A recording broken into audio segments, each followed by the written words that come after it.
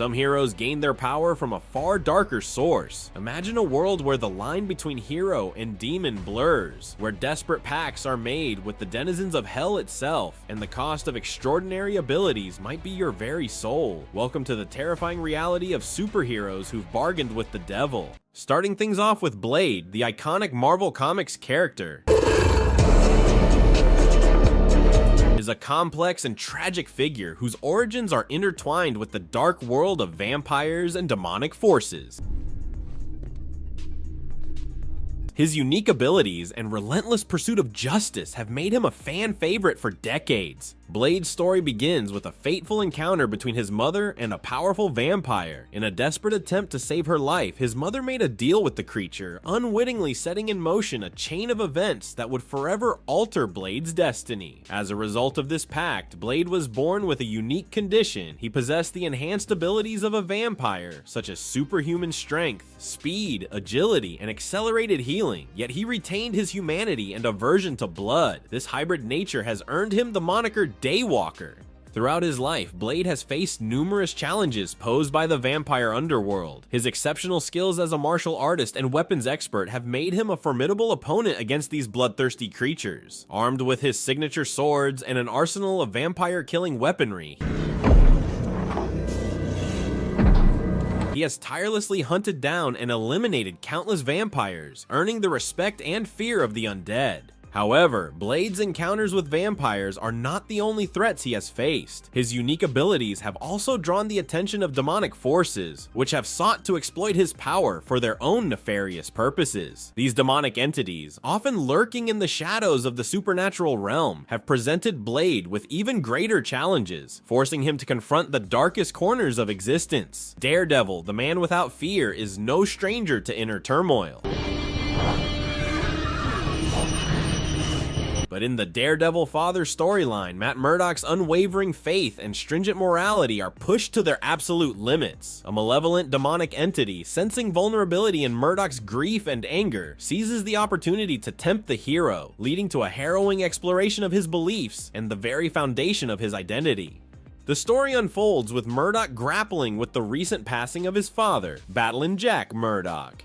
Haunted by his father's failures and the weight of his own dual life, Daredevil finds himself questioning his purpose and the cost of his relentless pursuit of justice. This internal struggle creates an opening for the demonic force, which manifests as a sinister figure offering solace and power. The demon preys on Murdock's doubts and insecurities, whispering temptations of forbidden knowledge, effortless victory over his enemies, and even the chance to resurrect his father. These offers chip away at Daredevil's resolve, forcing him to confront the darkness within himself and the fine line between righteous anger and destructive fury. As the demonic influence grows stronger, Daredevil's actions become increasingly erratic and violent. He brutally dispatches criminals, disregards due process, and alienates his closest allies. This descent into darkness mirrors the struggles of his father, a boxer who compromised his morals for the sake of his family. The internal conflict reaches its climax when the demon reveals its true intentions: to corrupt Daredevil completely and turn him into an instrument of chaos. Faced with this horrifying prospect, Murdock musters all his remaining strength and faith to reject the demon's temptations. He realizes that succumbing to darkness would not only betray his own values, but also dishonor his father's memory. In a climactic confrontation, Daredevil confronts the demon, not with physical force, but with the unwavering strength of his faith and the belief in his own capacity for good. This spiritual battle ultimately leads to the demon's banishment, leaving Murdock battered but not broken. The saga of John Constantine's infernal bargain began in the pages of Hellblazer 41, where the chain-smoking magician received the devastating diagnosis of terminal lung cancer. This grim news, delivered in the stark black and white panels of the comic, cast a pall over Constantine's already bleak existence. Facing his own mortality, Constantine, ever the cunning con man, devised a desperate plan. He would leverage his soul, a potent prize in the infernal realm, to bargain with the lords of hell. This audacious scheme unfolded in Hellblazer 41-46, a storyline aptly titled Dangerous Habits. Constantine, with his trademark blend of bravado and desperation, approached the three rulers of hell, the first of the fallen, a primordial entity and Constantine's sworn enemy, and the formidable duo of Beelzebub and Azrael. To each he offered the same deal, his soul in exchange for a cure. The Lords of Hell, intrigued by the prospect of owning such a valuable soul, initially agreed. However, the infernal pact soon unraveled as each demon discovered Constantine's duplicity. The first of the fallen, enraged by the magician's deception and driven by his ancient grudge, vowed to claim Constantine's soul and inflict eternal torment. This conflict threatened to erupt into a devastating war in hell, a prospect that alarmed even the most powerful demons. Beelzebub and Azrael, recognizing the potential for catastrophic destruction, intervened.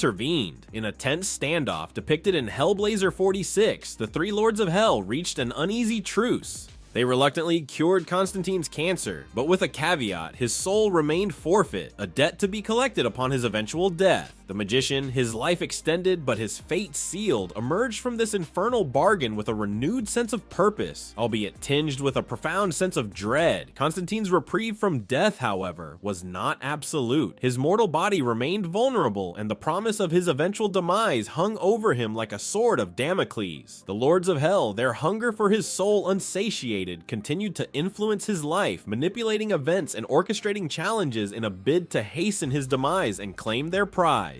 Doctor Strange, the Sorcerer Supreme of Earth, is a master of the mystic arts, wielding incredible power drawn from various mystical sources. However, his pursuit of knowledge and his dedication to protecting Earth have often led him down morally ambiguous paths. Throughout his history, Doctor Strange has, on numerous occasions, struck bargains with powerful demonic entities, most notably Mephisto, the Lord of Hell. These deals, while often made with noble intentions to gain power to combat greater threats or to save innocent lives, typically come with a heavy price and dire consequences. One of the most significant instances of Doctor Strange's dealings with demons occurred during the Triumph and Torment storyline. Desperate to save his friend and mentor, the Ancient One, from certain death, Strange sought the aid of Mephisto. The demon agreed to resurrect the Ancient One, but in exchange, Strange was forced to participate in a tournament in Mephisto's realm. This tournament pitted Strange against a host of powerful beings, culminating in a confrontation with the monstrous demon Zarathos. While Strange ultimately triumphed and secured the Ancient One's return, the experience left him deeply scarred and further entangled with the demonic realm.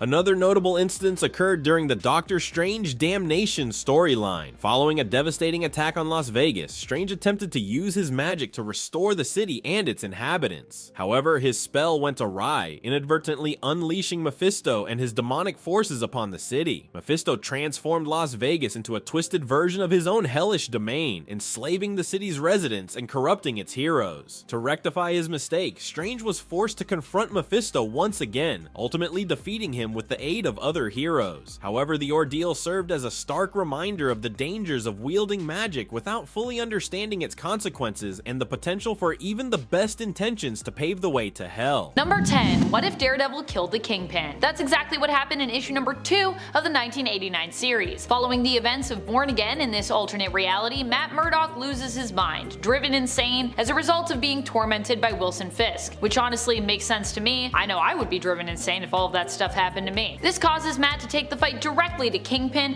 who he simply takes out by shooting him. After this detail is exposed, everyone is basically on his trail, including Punisher and Spider-Man. When Matt goes to beg for Richard Fisk, Wilson's son's, forgiveness, even Hobgoblin gets involved in this fray. While Matt ultimately dies in the fight protecting Richard from Hobgoblin, Richard, in an unexpected twist, ends up carrying on the Daredevil legacy. Which I guess shouldn't be too unexpected if you know about, 2099, where it's kind of what happens in 2099. And friends, before we move on to our next spot on this list, if you love what we do here at Top 10 Nerd, why don't you show us you love us by clicking that subscribe button. Number 9. What if Spider-Man had joined the Fantastic Four? Now, you'd think this would actually be one of the happier what if stories, considering when Spider-Man started out, this was actually like one of his dreams to join the FF team, but he was denied it. However, in this universe, they do decide to allow Spider-Man to join them, making his dreams come true, but it actually ends up worse than if they just refused him like they did in the main continuity. I also think that this first issue of What If is pretty important as it really sets the tone for what these hypothetical comic stories could be, a look into a much darker reality where not everything goes according to plan. But we don't have to really deal with the consequences long term because, these stories are like windows into other more distant worlds, so they don't affect our main world. We can kind of just see like, I wonder what that world would be like. like terrible? Yep. In issue number 1 of the first volume of What If, Spider-Man ends up joining the Fantastic Four team, which I believe they renamed themselves to the Fantastic Five. Still has a pretty good ring to it actually. When Susan Storm actually makes the suggestion that, maybe letting him join wouldn't be such a bad idea, so Sue is actually the one that kind of gets him on the team ultimately here. But in the end, this results in her feeling often left out, shunted from this team as a result of Spider-Man's impressive presence. He just completely outdoes Sue, so she feels pretty left out. This causes her in the end to choose to remain with Namor, ultimately leaving the Fantastic Five team, something for which Spider-Man blames himself and which leaves a massive hole in the team and a massive hole in Reed's heart. Number 8. What if Spider-Man became a murderer? This is maybe the brightest of the darkest what if stories that I have on this list, but it's still really dark, so hence why it's here, especially at the start here. In issue number 72 of the 1989 What If series, we answer the question, what if Spider-Man became a murderer? Dun dun dun! With him confronting the burglar who killed his Uncle Ben and losing control of his emotions, killing said burglar in turn. This, however, eats Peter up inside, and it isn't until Dr. Kurt Connors becomes the Lizard and decides to fess up to his own actions that Peter is actually inspired and is able to confess to the murder that he was responsible for and reveal that he is the one that's Spider-Man. He does some time, but thanks to him showing remorse, he only gets 5 years, and Aunt May is still waiting for him when he gets out with his costume. It's dark, but it's also kind of cute in the end, because I think one of his biggest concerns was that Aunt May would never love him again, and she is upset, but she eventually gets over it, and she's like, well, this is still my nephew, so kinda nice. Still terrible, but kinda nice. Number 7. What if Daredevil's dad had thrown the big fight? This one actually comes to us from a comic titled What If?, starring Daredevil, the man without fear. But the question posed in the intro is, what if Daredevil's dad had thrown the big fight? Which is that's why I named the point that. It might not seem as dark as some other tales in the what if category, but the intro literally also poses the question in this issue. What if we shed a little light on the dark side of the Marvel Universe? And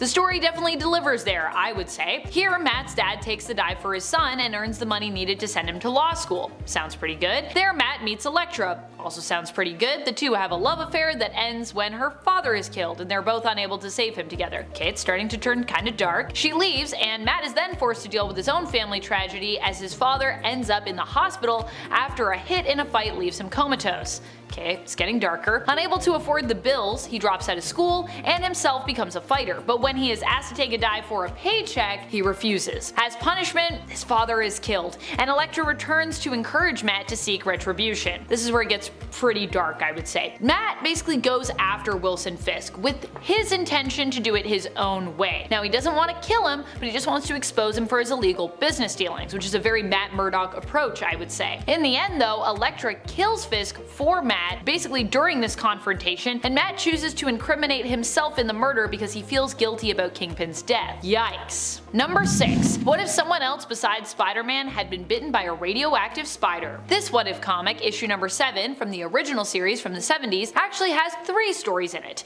In one of them, Flash Thompson tries on the role of superhero, as he ends up becoming the one fatefully bitten by the radioactive spider that day in the science lab on the student field trip. And if you're wondering, well, Amanda, Flash Thompson actually has been a hero. I know he's been a hero in the main continuity, but I mean, in this reality, he's trying on the superhero role of Spider-Man. He becomes Spider-Man and does his best to be a great hero, but actually dies during his attempt to be one. Sad. He fights the Vulture, and it's during a battle in the sky where the Vulture successfully manages to kick Flash off of him that Flash's Spider-Man falls to the ground. Unable to find much in the way of cushion or slowing his descent, the fall does him in, and Peter Parker finds Spider-Man in the alleyway, unmasking him to recognize the face of Flash Thompson, the ire of his high school experience. Now acknowledging the fact that Flash was Spider-Man though, Peter seems to forget all about this as he actually mourns the loss of Thompson, which makes it even more sad. Number 5. What if the alien costume had possessed Spider-Man? One of my personal favorites and definitely a dark story. This one involves Spider-Man being fully overtaken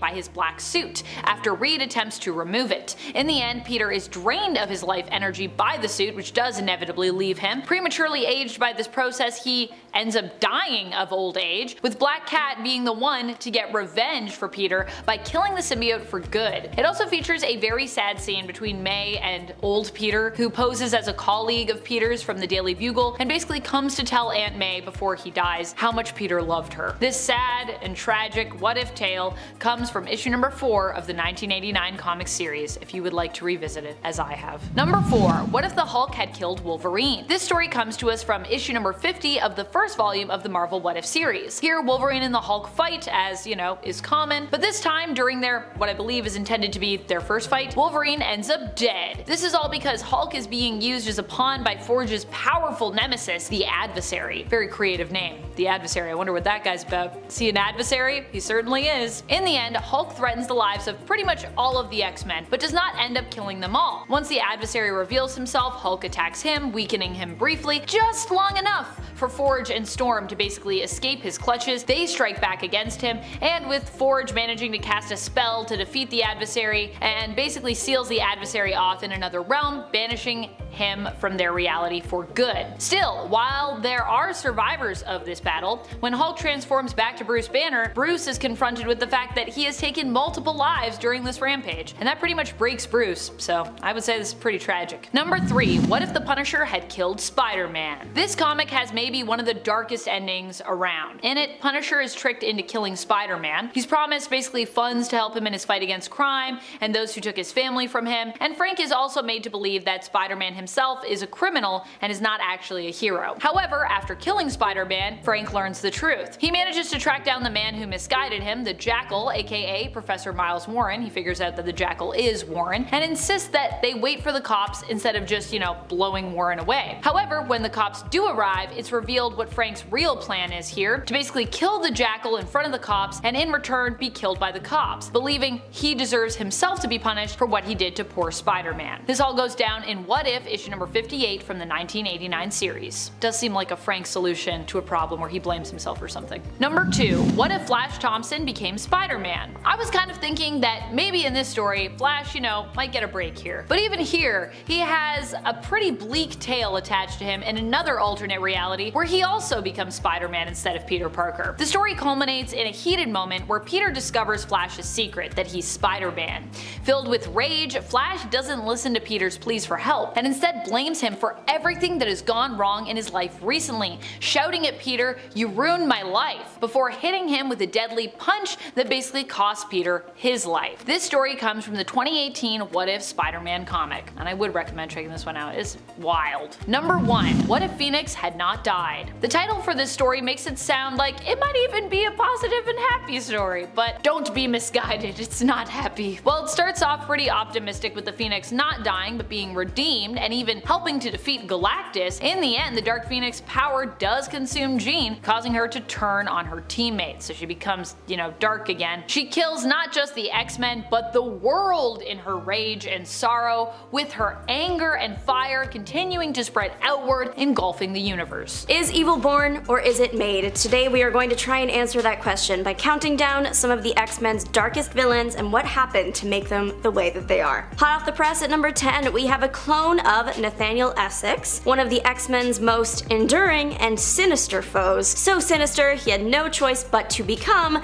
Mr. Sinister. Originally a brilliant Victorian-era scientist obsessed with evolution and genetic perfection, Essex's descent into villainy began after his wife, Rebecca, passed on, cursing him as sinister upon discovering all of his unethical experiments. Transformed and empowered by the ancient mutant apocalypse, Essex adopted the name Mr. Sinister and dedicated his life to manipulating mutant kind, most infamously through cloning, genetic experimentation, and psychological manipulation. Among his darkest acts is orchestrating the ending of the Morlocks, a peaceful underground mutant community, one of the X-Men's worst tragedies. Sinister's cruelty extended to manipulating Cyclops' life, kidnapping his son, Nathan Summers, later Cable, and erasing the existence of Madeline Pryor, a clone that he created, leading to the catastrophic Inferno event. In the modern Krakoan era, Sinister reached new lows by corrupting the mutant resurrection process, secretly implanting his own control over resurrected mutants, and attempting to seize control of mutant society, demonstrating his relentless ambition and utter disregard for life. Up next, at number 9, we have Victor Creed, aka Sabretooth. Sabretooth is one of Marvel's most notorious villains, villains, infamous for his brutality and deep-seated rivalry with Wolverine. Born in the late 19th century, Creed's early life was marked by harm and violence and just like really horrible parenting. Sabretooth's origin is further complicated by memory tampering from shadowy organizations like Weapon X, making much of his past just unreliable. His darkest moments are numerous and chilling. He ended Silver Fox, which was Wolverine's lover, and then manipulated an angry Wolverine and grieving Wolverine into ending like an entire town of people. As a merc, Creed became known as the Slasher, ending indiscriminately for pleasure and sport. His cruelty extended to those close to him, and every year he would surprise Wolverine, no matter where he was in the world, for his birthday and just do something evil and diabolical. Silver Fox being the first of the many. Sabretooth's legacy is defined by his relentless savagery, psychological torment of Wolverine, and a history of betrayal and personal tragedy that cements his place among the X-Men's evilest villains. At spot number 8 is the diva that audiences were introduced to last year in Deadpool and Wolverine, Cassandra Nova. She made her big screen debut almost a year ago, but she has been causing problems since her 2001 debut in the comics. Cassandra Nova is one of the X-Men's most chilling villains, born as the Mumadrai, a parasitic psychic entity, at the very moment that Charles Xavier was conceived. She is, in essence, Xavier's dark twin, created from the same genetic material but embodying pretty much everything that he opposes. Even before birth, Cassandra's evil presence was so overwhelming that it triggered Charles's powers to try and eliminate the threat. Surviving this, she spent years reconstructing her body and plotting revenge. Later in life, Cassandra ended up orchestrating the use of Sentinels to end over 16 million mutants, an act of pure, calculated evil that proved that she is one of the most ruthless adversaries the X-Men have ever faced. Her combination of immense psychic power, deep-seated hatred, and utter lack of empathy makes Cassandra Nova a terrifying force. I think it's safe to say that in her case, evil can be born. At number 7 today, we have Madeline Pryor, one of Marvel's most tragic and complex villains. Created by the villain Mr. Sinister as a clone of Jean Grey, Madeline was engineered using Jean's genetic material and implanted with false memories, her entire existence designed to manipulate Cyclops, Scott Summers, into falling in love with her and fathering a child, Nathan Summers, later known as Cable, whose genetic potential Sinister coveted. Initially unaware of her origins, Madeline lived a pretty normal life, marrying Scott and starting their family. However, her world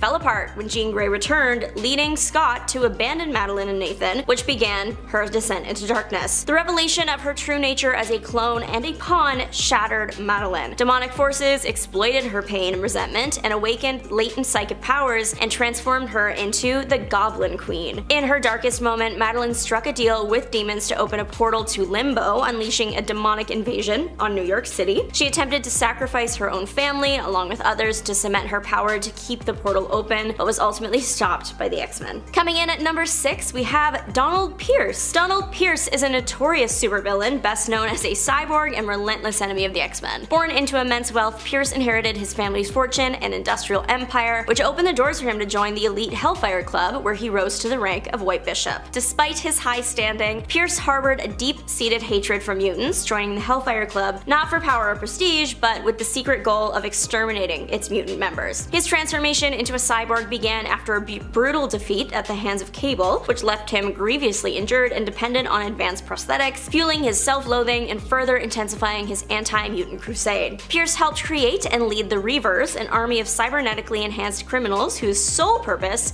was the eradication of mutants. Under his command, the Reavers captured Wolverine, torturing him before Jubilee intervened to save that hero. Even after apparent deaths and defeats, Pierce repeatedly resurfaced, orchestrating evil actions and mass endings, cementing his legacy as one of the X-Men's most relentless and ruthless foes. At our halfway point, we have Selene. Selene, known as the Black Queen of the Hellfire Club, is one of Marvel's oldest and most powerful mutants, with an origin stretching back literally thousands of years. Born to a tribe that recognized her unique powers, Selene's mother passed at her birth, and the elders commanded the tribe to sacrifice themselves to the little Selene, allowing her to feed on their life force and become their sole survivor. Over the millennia, Selene has wandered the world using her psychic vampirism to sustain her immortality, and has been responsible for countless atrocities, including commanding an entire city by force, entire cities such as Nova Roma, triggering the eruption of Mount Vesuvius, and orchestrating wars for her own gain. Among her most notorious acts is the Necrotia event, where she resurrected millions of deceased mutants from Genosha, absorbing their souls to ascend to godhood and waging a war against the X-Men with her undead army. Celine's legacy is defined by her insatiable hunger for souls, manipulation of powerful organizations like the Hellfire Club, and a body count that ranks among the highest in X-Men history. In spot 4, we have Dark Phoenix. Not Jean Grey as like a whole person, specifically we're talking Dark Phoenix. Dark Phoenix is the villainous form of Jean Grey, a powerful mutant who becomes host to the cosmic Phoenix Force, a vast nexus of energy. Jean's psyche is twisted and she transforms into Dark Phoenix, a destructive and uncontrollable entity. One of her darkest moments, and perhaps the most infamous, is when Dark Phoenix consumes an entire star to replenish her power, causing a supernova that destroys the Debari planet and annihilates their entire alien race. This act marked a turning point in her story, leading to her eventual sacrifice. Overwhelmed by the destruction that she caused and the threat that she poses, Jean chooses to save the universe from further harm. Dark Phoenix remains one of the most tragic and complex villains in the X-Men saga, embodying the struggle between immense power and the loss of self-control. Getting into our top 3 today, we have Sebastian Shaw. Sebastian Shaw is one of the X-Men's most dangerous foes. A traumatic event triggered the manifestation of Sebastian's mutant ability, the power to absorb kinetic energy and convert it into superhuman strength. Driven by ambition and intellect, Shaw quickly rose from humble beginnings, getting rich through his company Shaw Industries, which specialized in defense contracts and munitions. His wealth and influence led to his recruitment into the secretive Hellfire Club, where he ultimately seized control as the ruthless Black King, manipulating both mutants and humans to achieve that goal. He was instrumental in funding and advancing the Sentinel program, designed to hunt and end mutants, using his position to control and weaponize anti-mutant sentiment for his own ends. His ambition led him to betray and end rivals within the Hellfire Club. Despite frequent defeats and betrayals on his part, Shaw remains a symbol of ruthless ambition, manipulation, and the dark potential of unchecked power within the Marvel Universe. But today's runner-up is none other than William Stryker. Stryker is driven by a fanatical hatred of mutants that stems from a deeply personal and tragic origin. Stryker's life took a dark turn when his wife gave birth to a mutant son. Horrified by his child's nature, Stryker ended both the wife and son, then attempted to end himself but survived, and interpreted that as a sign that he was chosen by God to wage war against mutants.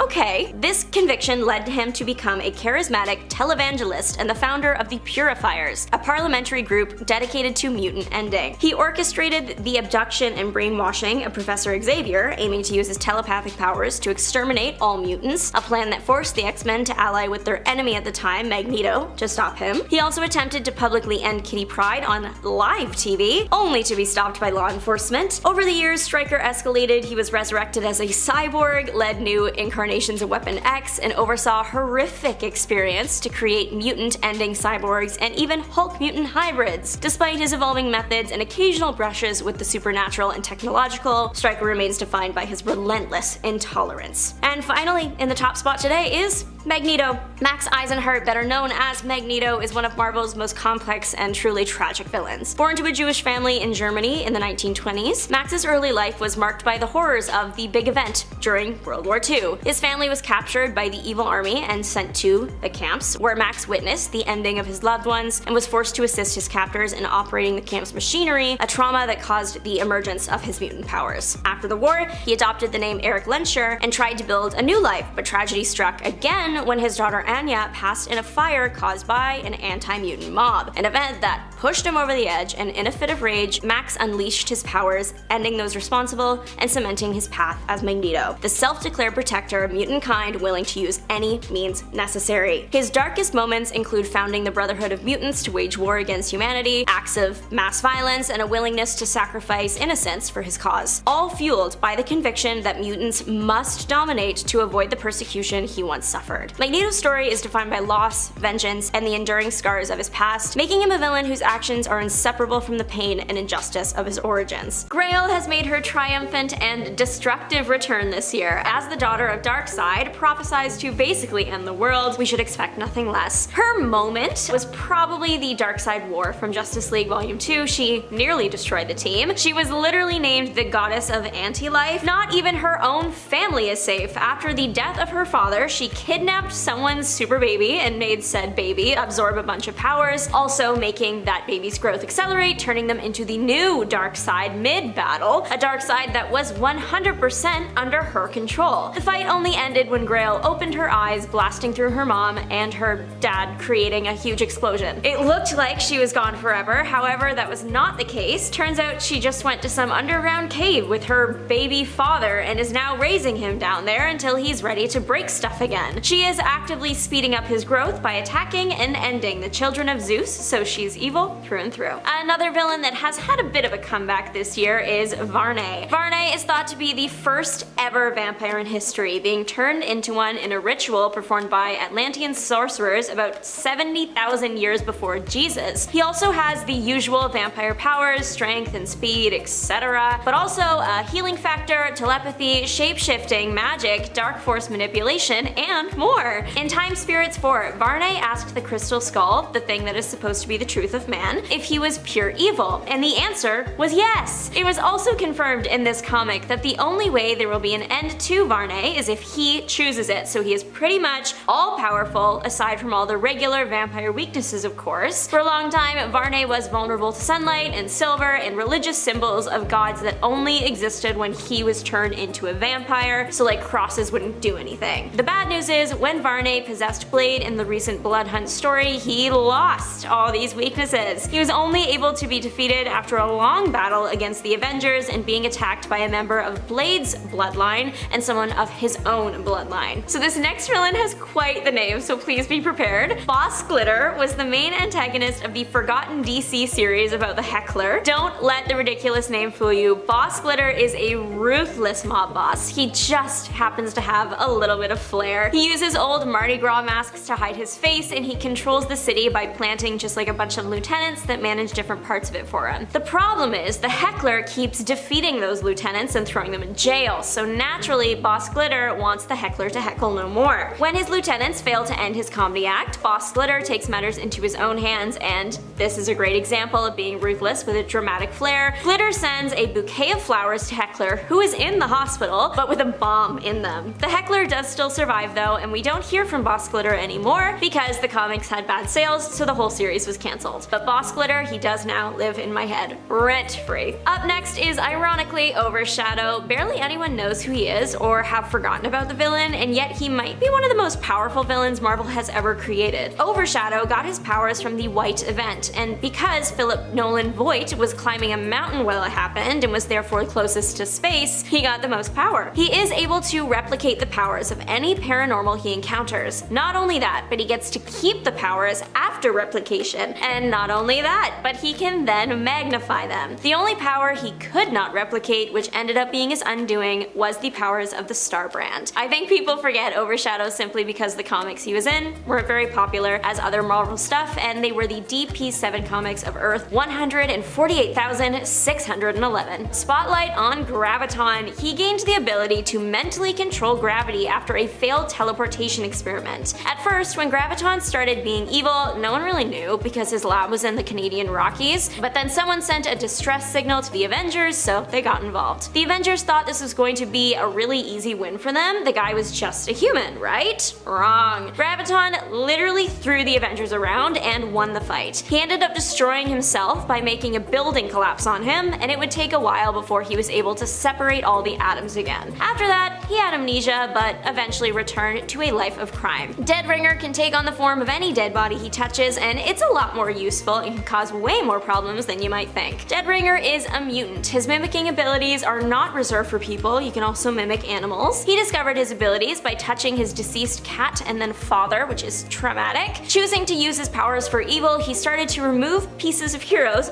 from their graves, because when he touches a deceased super person, he gets their powers. Dead Ringer is limited to one person at a time, and if he wants to revisit the body of someone, he has to touch them again. And that is hard when you take decaying into account. out. A major inconvenience. Dead Ringer's most famous battle was when he and his partner, Super Patriot, became Porcupine and Captain America to destroy Cap's reputation. The two staged a fight at a charity gala and deliberately hurt the crowd. The pair were eventually arrested. Sticks and Stones have very different origin stories, but are now connected for life. Sticks was originally homeless, and Stone was on a team of scientists doing experimental cancer research. The team of scientists were offering compensation for anyone willing to be experimented on, so Sticks signed up. Stone thought that someone could become immune to cancer the same way you can become immune to snake bites. Of course, he did run the test on Sticks, and of course, it ended in the worst way. Sticks became a walking cancer, decaying any organic matter he comes in contact with. Awful outcome, but at least Stone's theory was right. Sticks was immune to cancer himself. Stone felt really bad about this and vowed to find a cure for Sticks. Somewhere along the way, we actually don't know how it happened, but Stone turned into a big stone monster, and with that, he gained the ability to decay any inorganic matter. One hero that did fight them that I think was a worthy match was Deadpool. Blood Shadow is a very cool villain that I don't want to meet, but I do think they should bring back. He was known for facing off against Wolverine. Blood Shadow is capable of telepathy and a trained martial artist. He is also very familiar with the human body. He knew all its deadly pressure points like the back of his hand. He combined this trio of skills into an interesting fighting style. He would use his telepathy to determine an opponent's next move, his martial arts training to counter it, and his knowledge of the human body to determine which deadly pressure points would be exposed so he could hit them. The man was clearly incredibly intelligent. He won most of his fights quickly and without any harm done to him using his unique method. Unfortunately for Blood Shadow, his telepathy was a bit too powerful in a fight with Wolverine, and he accidentally unlocked Wolverine's base feral animalistic instincts. No one can survive those, not even Blood Shadow. I would love to see him brought back though to fight against other Marvel heroes, just to see what happens. Up next is the Sphinx. He started out as a simple wizard, but then became wielder of the Cawstone and eventually a cosmic class threat. After finding the Cawstone, it quickly attached itself to his forehead, and it came with a long list of pretty cool powers, including immortality, telepathy, flight, teleportation, illusion creation, and more. One of his underutilized powers is his ability to alter reality. He usually keeps it on the less dramatic side, but could cause some real problems if he wanted to. Sphinx eventually grew tired of being immortal and decided to search for a way to get the stone off. He did so in a manner that gained the attention of the Fantastic Four, now dead set on stopping him. They called in Galactus, who defeated Sphinx, stripping him of his power, then sent him back in time in a time loop to live his life again and again. However, they forgot that Sphinx already existed at that time, so now there were two. Together, they developed a way to prevent his future fate, and he almost succeeded. He lived on and continued being the worst. When I came across Creed Harley Quinn, or Hyena, in my research for this video, I literally thought to myself, oh yeah, he's going in, he sounds like a total nightmare. We all know Sabretooth, the thorn in Wolverine's side. We all know the Joker, Batman's permanent headache. In a burst of creativity, Marvel and DC decided to combine these two to create the most unhinged creature on the planet. Hyena has all the powers of the two villains, plus he also just looks creepy. Sabretooth on his own is insane, but Joker is on another level when it comes to lack of mental sanity. The two literally took the worst, or I guess the best, of the other in this Frankenstein tale. So Marvel and DC had no choice but to combine Batman and Wolverine, creating Darkclaw. At least we can all sleep soundly knowing that someone capable enough is out there to stop Hyena from ending his universe. Hopefully people will start talking about this crossover again, because it would be pretty cool, and it's hard to believe it faded into obscurity. Coming in at number 10 is Adrian Toomes. Kicking off this list on the very mild end, we gotta start with the MCU, because as most of you know, the film and television versions of Marvel's universe have never, and likely will never, go to the dark depths that their comic counterparts will. Despite that though, the actors in some of these films can really serve up a small taste of darkness that can put a chill down your spine. For example, in Spider-Man Homecoming, the main antagonist is Adrian Toomes, the Vulture, played extremely and unsurprisingly well by Michael Keaton. In a really unexpected moment, when Peter Parker arrives at his date Liz's house, he is greeted at the door by Adrian, Liz's father. Adrian drives the pair to their dance, and Toomes gradually figures out that Peter Parker is the Spider-Man. At the end of this car ride, Toomes actually pulls a weapon on Peter and very calmly threatens Peter with the end of his life and those he loves if Spider-Man does not back off. It's an incredibly well acted scene and makes you feel just how serious things just got for Peter Parker. Number 9. John Walker. Fast forward a little bit later on in the MCU timeline to the Falcon and the Winter Soldier. Now this is after Steve Rogers has stopped being Captain America. Instead, John Walker has taken up the Captain America mantle on orders from the government. As comic fans know, John Walker is not the greatest guy around, and in the MCU, it's no different. Well, maybe a little bit more restrained. A little. In one of the most shocking and dark scenes from the show, from episode 4, after the Flag Smashers caused the passing of Walker's best friend Lamar, John chases down one of the Flag Smashers and in front of a crowd of people, he very brutally uses the shield of Captain America to bring the Flag Smasher to an end. The image of the bloody shield of Captain America is such a surprising thing to see, especially out in the MCU, and it's left everyone who saw this scene for the first time slack-jawed and lost for words. Hey guys, if you are enjoying this video so far, make sure you drop a like. One way to let us know that we are doing a good job. We very much appreciate it. Number 8. Brian Banner.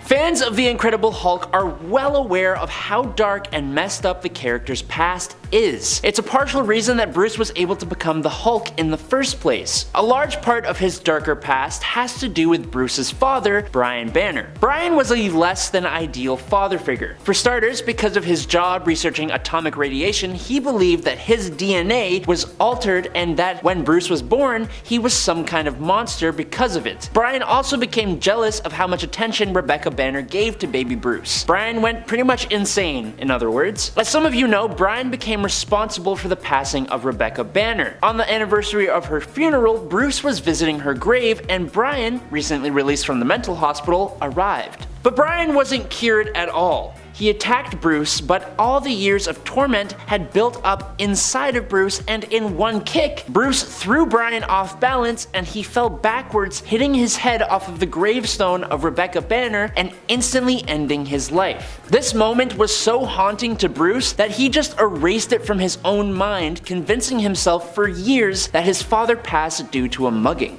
Number 7. Spider-Man and Mary Jane. Spider-Man is arguably the face of Marvel Comics, and for good reason too. He's incredibly inspiring, full of hope, and is never one to give up. For all those reasons, when Spider-Man Reign was released in 2007, it was incredibly hard to see an old, tired, and torn down Peter Parker who had pretty much given up. Of all the dark and depressing things in this story, there is one thing that stands above the rest. So, through the course of the story, we learn that Mary Jane, Peter Parker's greatest love interest, has passed away, and he's been hanging on to this memory of her, and that's likely due to the fact that he is directly responsible. Mary Jane didn't pass away because of a villain or Peter failing to save her. Instead, because of the radioactive spider that gave him his abilities, Peter himself was radioactive. Through the years and years that Peter Parker and Mary Jane had been together, Peter's radioactive body had essentially given Mary Jane cancer. We learn this as Peter is hugging her decaying body and bawling his eyes out. It's honestly utterly gut-wrenching. Number 6. Green Goblin and Gwen Stacy. Sticking with Spider-Man, because apparently putting Spider-Man through the ringer is Marvel's speciality, we have Sins Past. In this story, it was revealed that Norman Osborn, the Green Goblin, who was a full-grown man at the time, had actually had an affair with the teenage Spider-Man's other love interest, Gwen Stacy. Not only that, but Norman actually knocked her up with twins. Norman whisked Gwen off to France so that she could give birth, but filled with guilt, Gwen decided to come clean and tell Peter Parker everything.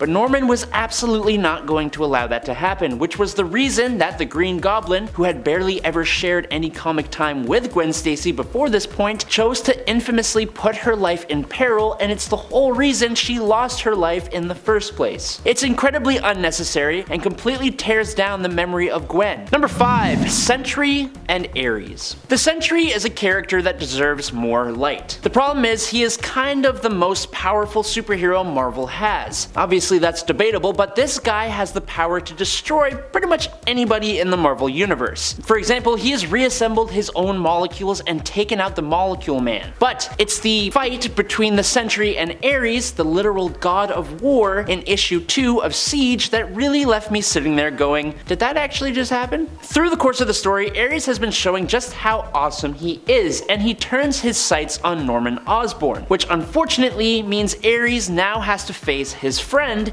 the Sentry. Sentry punches Ares halfway across Asgard, and maybe 2 or 3 punches later, he grabs both ends of the God of War and rips him completely in half. Not only did it leave everyone on the page frozen, it also left readers completely stunned. Number 4, the Hulk and Tigra. In 1995, Marvel released the last Avengers story, and with a title like that, from 1995, you can imagine it's not all sunshine and rainbows. Side note, the art in this comic is actually really good, which actually made it worse watching this version of the Incredible Hulk turn against his fellow Avengers, Wonder Man, Hawkeye, Mockingbird, and Tigra. Tigra against the Hulk is not a fight you would normally expect, and this Hulk tells you why, as in her attack against the Green Goliath, Hulk simply grabs her and pulls her apart just like Sentry did with Ares. Number 3, the Punisher. The Punisher could probably make up almost every single spot on this list, but that wouldn't make a very compelling collection of horrible moments, now would it? No.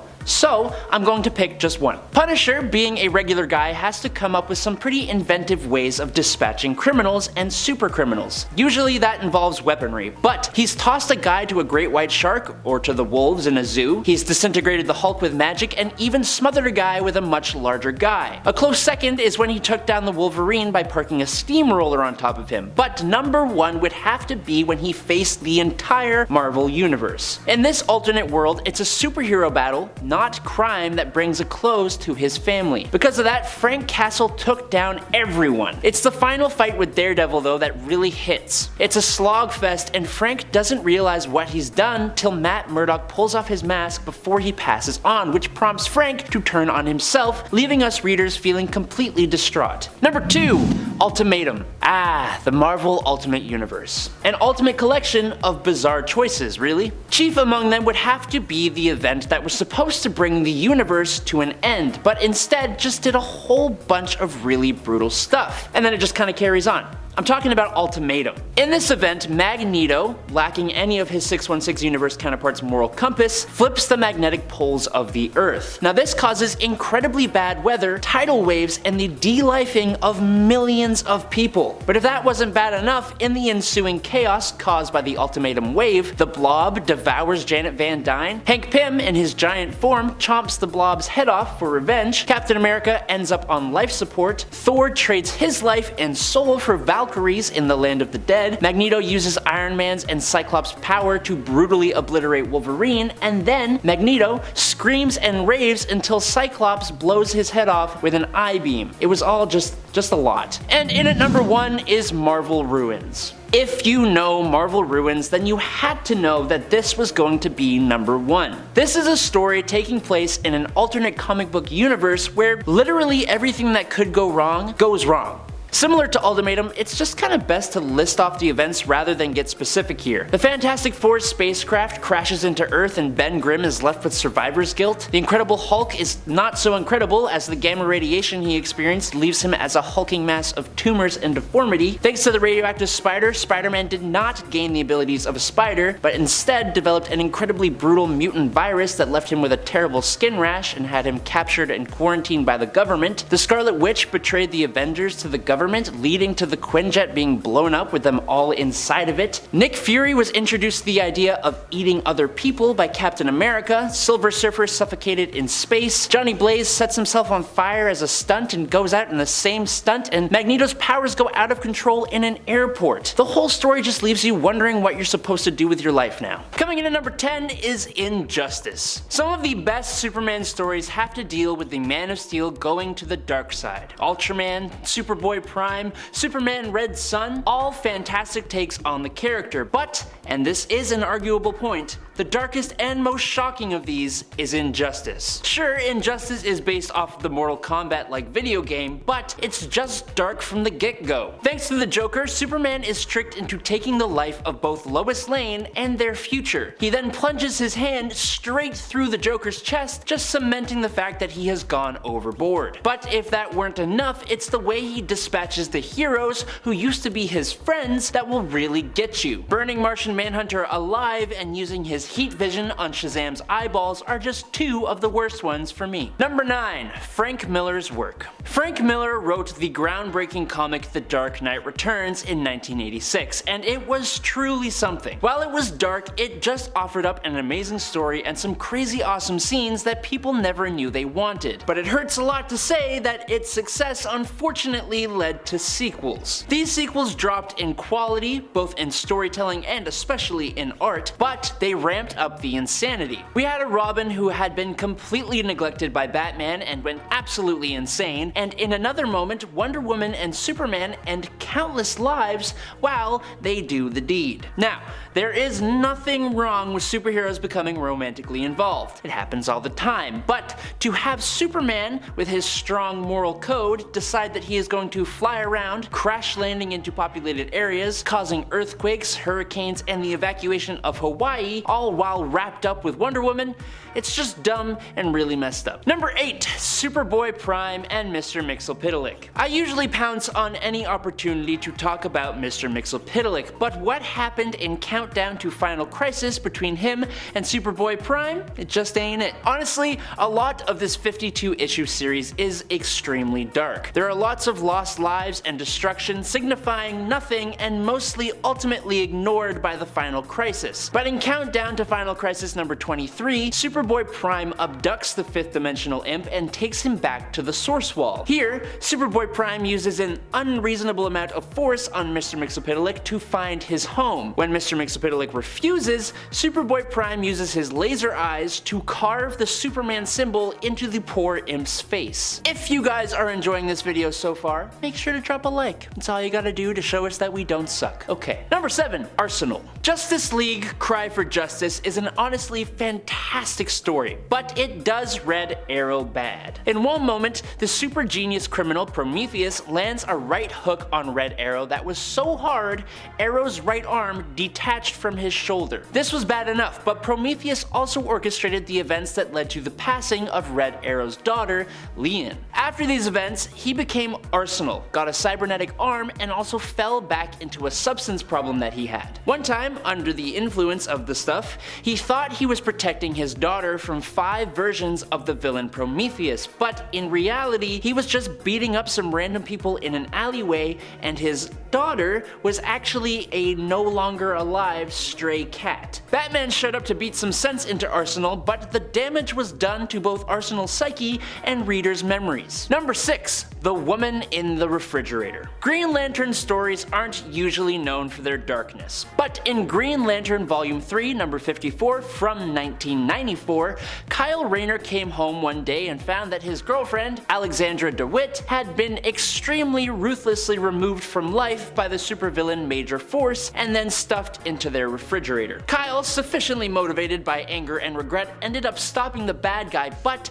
some people have had enough. Specifically, DC writer Gail Simone. Gail, fueled by the image of seeing her favorite female character done so wrong, coined the term women in the refrigerators as a way to refer to comic book women who have been de-lifed and or had their entire lives ruined specifically in order to fuel the stories of superhero men. There are tons of other examples in comics of this happening, but this one may be the worst, hence the term. Number 5. Fall of Hal Jordan. Sticking with Green Lantern here, written by Ron Mars, the Emerald Twilight storyline did one good thing by giving us Kyle Rayner, but it did an absolutely dastardly thing by turning Hal Jordan into one of the most evil villains we've ever seen. It starts off already on the dark side when Coast City, the home of Hal Jordan, is destroyed. In complete agony over the loss, Hal tries to use his powers to remake the city and all its inhabitants. In his madness though, he goes and takes out every single one of the Green Lanterns, stealing their rings in order to try and make the whole thing a permanent stay. Now if we are going to pick one moment though,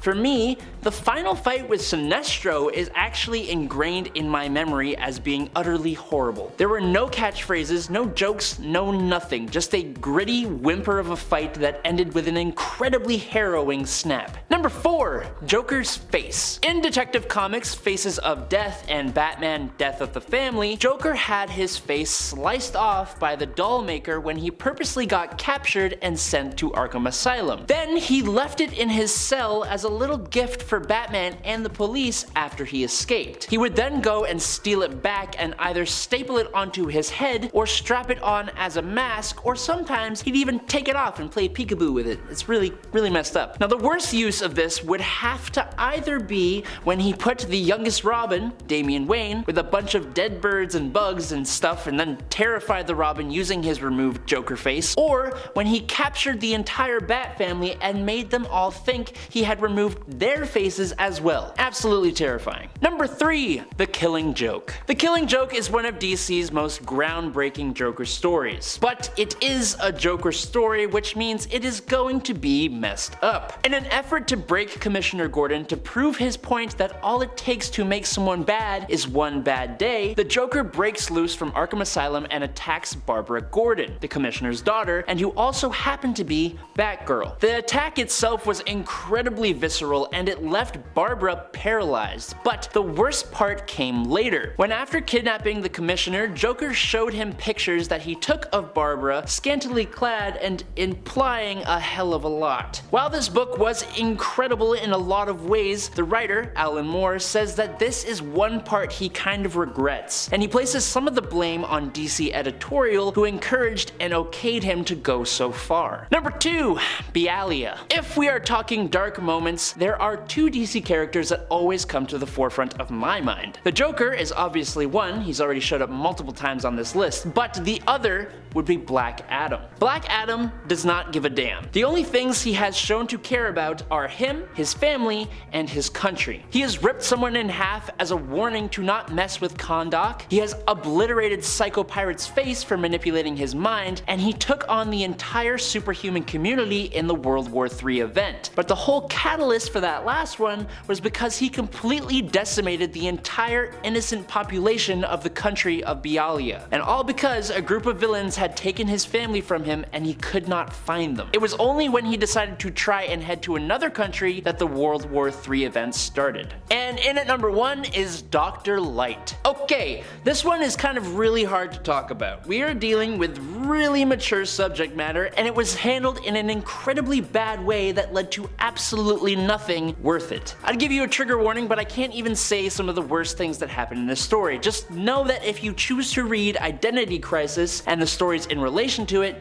you've been warned. Sue Dibney is the wife of Ralph Dibney, the elongated man in DC Comics, and after her incredibly horrific passing, Dr. Light is accused of the crime. This is because it's revealed that Light had, to put it the only way I'm allowed to, attacked Sue in the past. The fact that he did this led the Justice League to okay Zatanna using her magic to give Light a mental lobotomy that wiped his mind and left him basically stupid. Batman discovered this, and then they did the same thing to him so that Superman would not find out. The whole thing led to nothing, and it was incredibly unnecessary.